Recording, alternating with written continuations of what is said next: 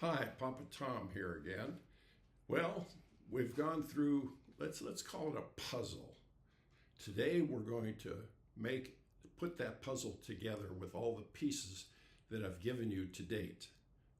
We started with a triangle, which probably made no sense to you, but okay, the top are the rich and the bottom are the poor, and you're in between. Figure out where you're at, where you want to be. Next came the box. The box is something that evolved over time with me. And what I'm trying to do with this program is save you time, get you right down to the nitty gritty and off shooting for your personal financial comfort. The box was originally presented to me by a shop teacher when I was 12 years old. He did the drawing. Here's the box. He put the lines in it, put a dot in it, and said, try and connect that dot with a line that goes through every line in the box and comes back to the dot.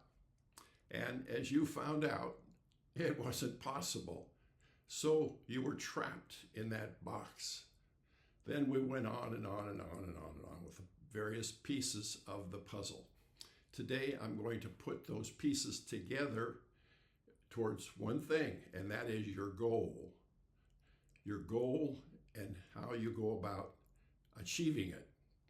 Now, when I was 12 years old, I rode around on my bike. I lived in Pasadena, and one of the places we rode to was the Arroyo Seco. Now, in the Arroyo Seco is the famous Rose Bowl. Yes, the stadium. And it would be empty, and we would go in and play on the track and sit up in the stands in this huge stadium and just look at it and play there and bike home. Well, I sat there and I thought, one day I'd like to play in this stadium. And I looked at it, and the only sport that's played in that stadium is football. Well, I am non-athletic. I can't jump, I can't run, I can't throw. I'm useless as an athlete, and that's a fact. When kids chose up teams when we were younger, I'd be one of the last ones chosen, or perhaps next to the last, because they chose me for my size, not for my ability. But what happened was the shop teacher showed us this box, and he says, there is the box. And as you see, you can't get out of it unless you break the barrier. You break the outside of the box and go beyond into that area. Well, it wasn't until years later, I was a teenager, and I noticed that my mother set aside money, much like I developed the drip system, each month a little bit of money, and then she would go to my father and say, look, here's $200 or $300. I know you want to make something of yourself. Well, here's some money. Go do it. Well, he would go to work, and he would sit around the coffee table at break time or at lunchtime and listen to the men talk, and some of the men had great ideas, but no money. And he would listen to these ideas, and when he thought one idea was worth it, he would say, look, here's my cash. I want in.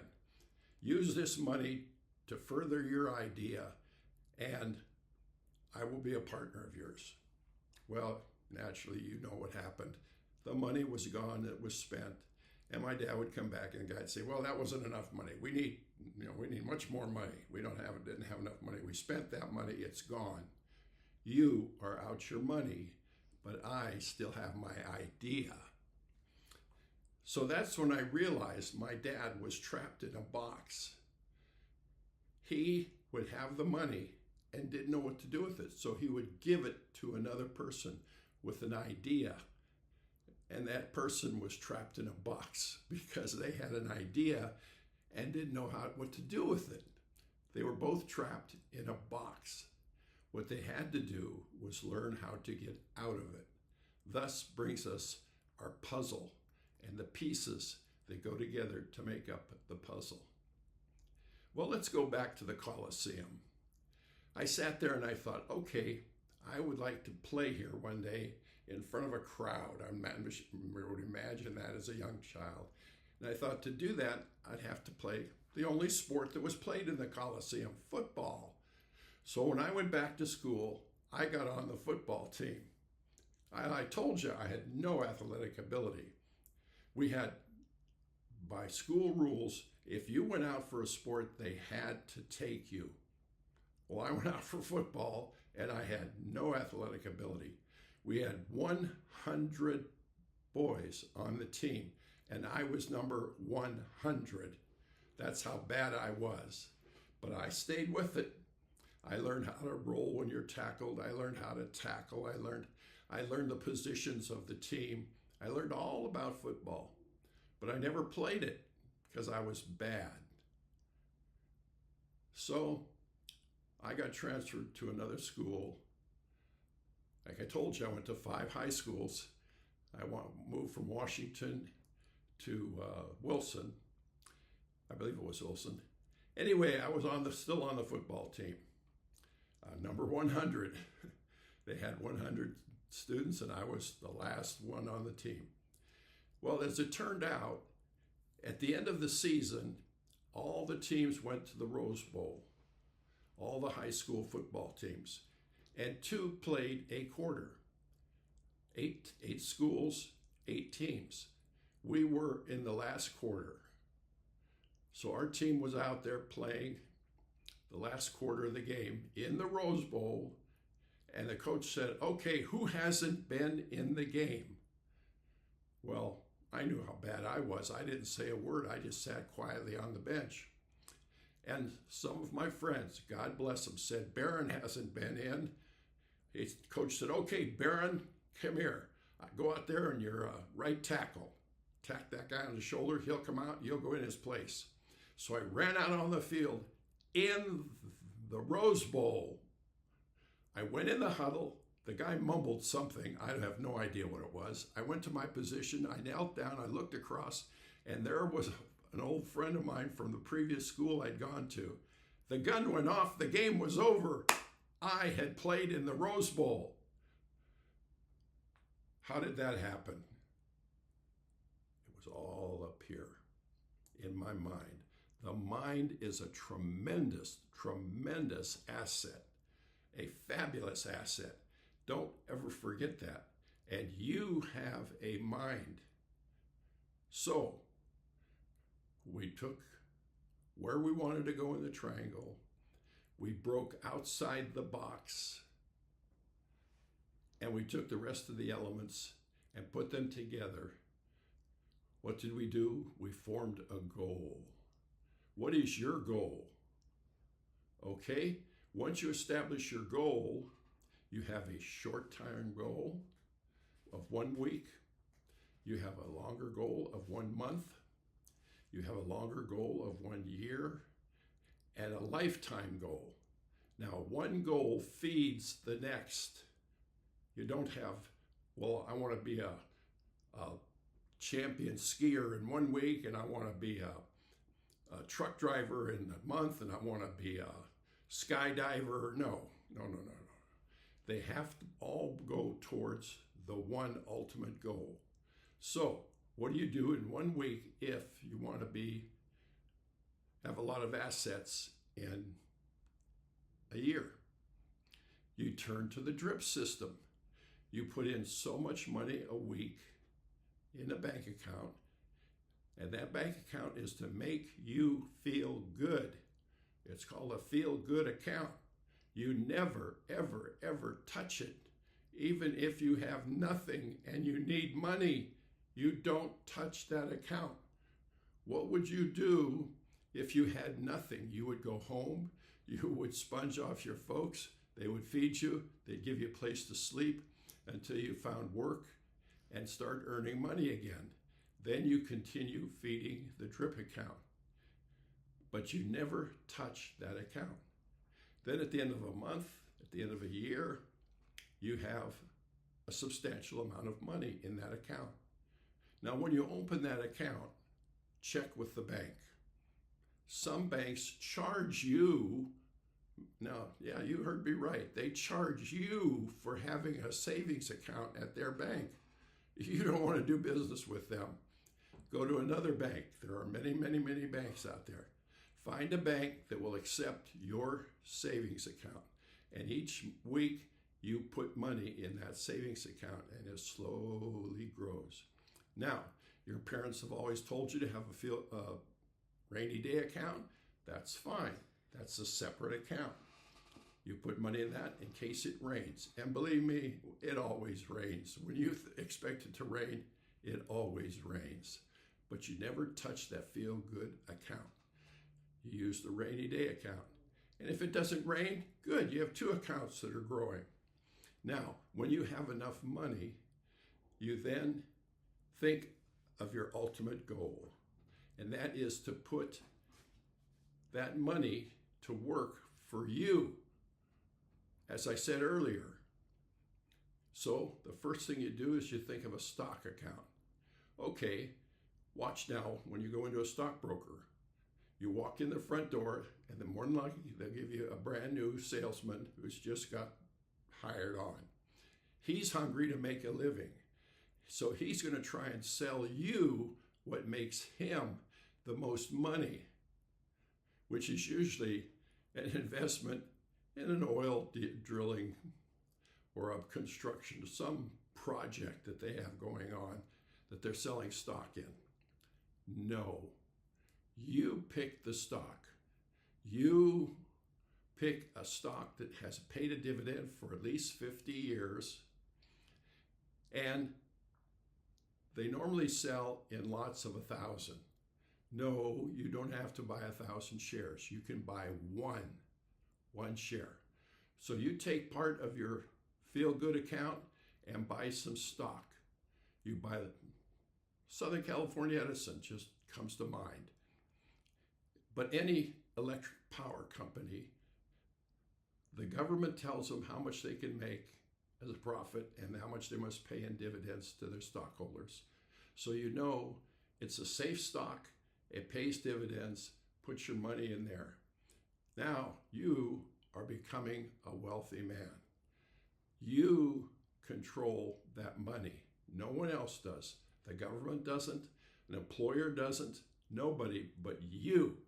Whether you're sleeping or walking or playing or out on a date or working, that money is working for you constantly, 24 hours a day. That money is out there working. Isn't that wonderful? You're on your way to becoming wealthy. Now, when your feel-good account, you now have the puzzle put together. You now know why we talked about the box, why we talked about goals, why we talked about achieving things. It all starts here in your mind. Set what you want. Don't think about, well, I'm not that. My mother used to tell me that. I would stand beside her as she did dishes or was cooking a meal, and she'd say, Tommy, we're not that kind. We don't do that. When I first wanted to go into stock, I asked people, how do I invest in stocks? And they said, well, you go to a stockbroker. I said, well, there are none in town. We didn't have any stockbrokers in town. They said, well, try a bank. So I walked into a bank and I said, I'd like to buy some stock. Who do I see? They said, never had that question before. I think we'll have you talk to the manager. So I said, I'd like to talk to the manager. Now, I was only 16 at the time. I would like to talk to the manager. Well, the manager's out. I'll have him call you. What's your name? What's your telephone number? I gave it to them, and I left. Well, I was at home, and it was dinner time, and we were sitting around the table with my aunt and uncle, who I looked very highly upon. I really liked my aunt and uncle. They were visiting from out of state, and we were having a dinner with them.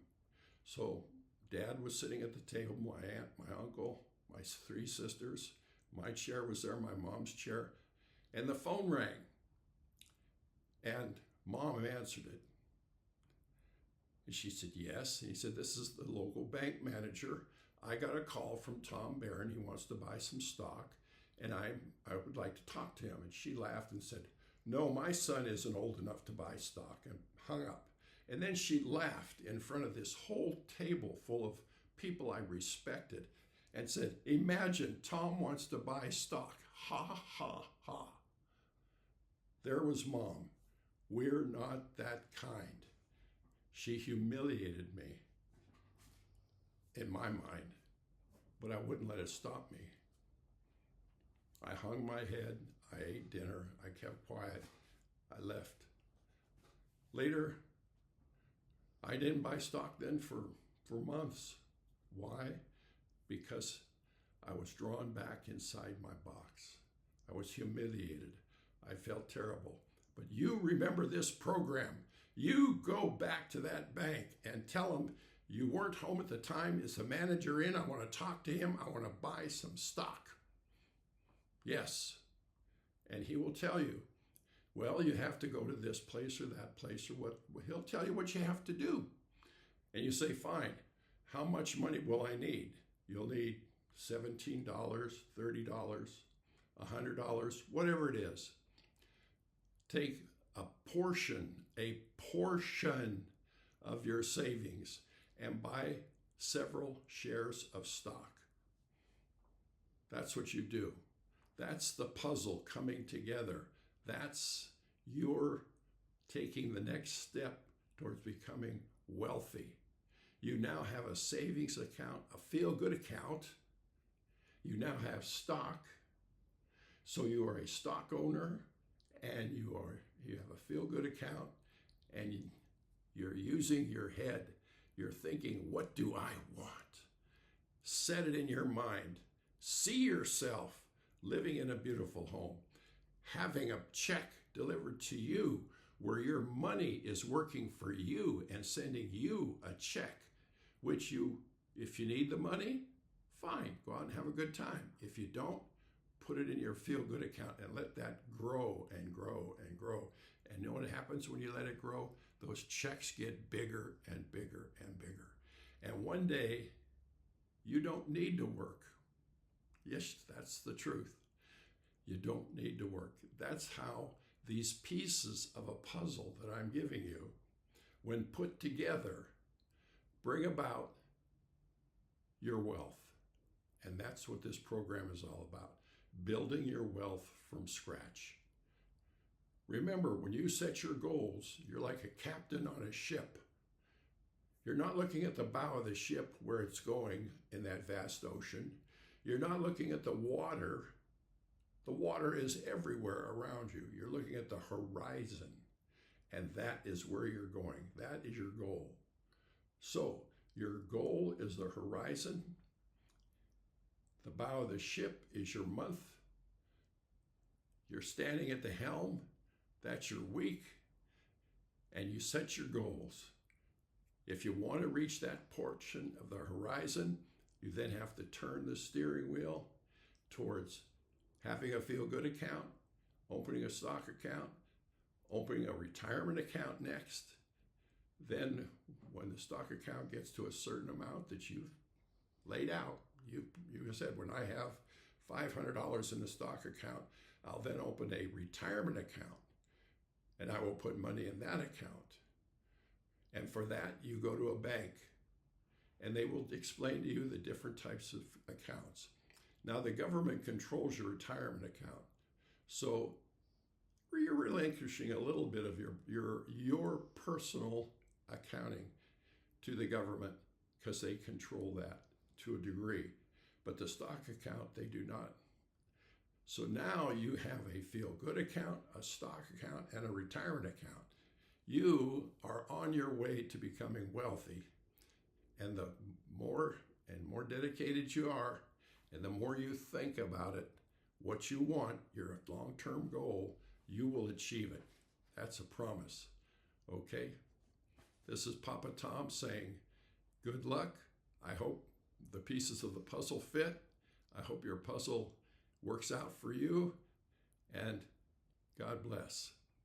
Remember, if for any reason you have to stop, you lose your job, you're on unemployment, you're barely getting by. You cannot feed the feel-good account anymore. You cannot feed the stock account. You cannot feed your retirement account. Fine. If you stop, stop. But they don't exist. What would you do if they didn't exist? Well, you'd have to eat peanut butter and jelly. Then eat peanut butter and jelly, but never touch those accounts. And when you're back on your feet and when you're going again, you pick up where you left off and continue to feed them. Because one day, you'll be happy you did. Very, very happy you did.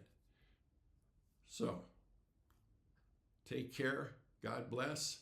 And I'll see you next time. Bye now.